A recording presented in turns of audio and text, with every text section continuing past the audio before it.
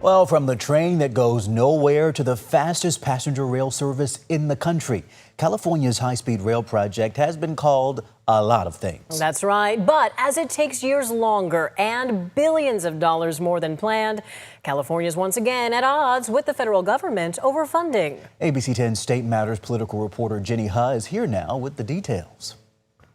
California is officially moving forward without federal support, dropping its July lawsuit against the Trump administration, which challenged the slashing of $4 billion in federal funds.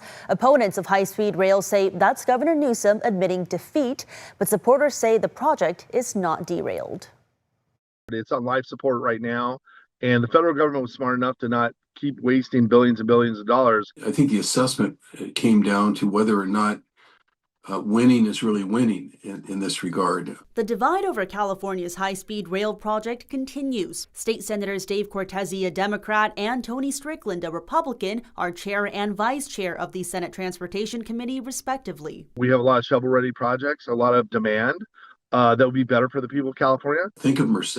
It has a UC campus. When you start connecting those areas by high-speed rail to places like Silicon Valley, the Bay Area, it's really a game changer in terms of economic development. California High-Speed Rail Authority board member Henry Perea says the state had been preparing for the $4 billion cut. Which is why we started pivoting to working more with the governor and the state legislature. So the $1 billion that we are getting through 2045 is going to be the money that we need to complete the first operating segment, which is 171 miles between Bakersfield and Merced. At least $1 billion a year until 2045 under the legislature's renewed Cap and Invest program funded by major polluters.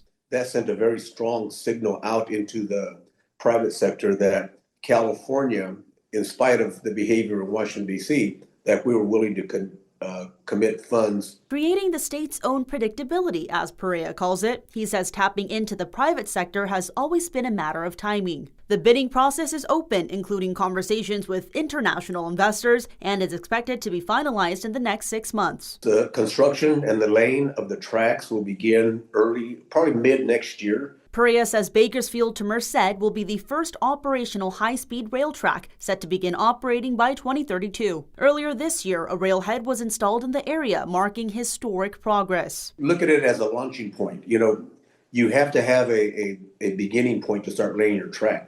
Why we built the railhead. High-speed rail is projected to cost between $88 to $128 billion, much more than the anticipated $45 billion when voters approved it in 2008. Now, Senator Cortese also says the state is holding on to a sliver of hope the president may change his mind once the state can prove that there are economic benefits. Chris, Laura. Okay, Jenny, thank you.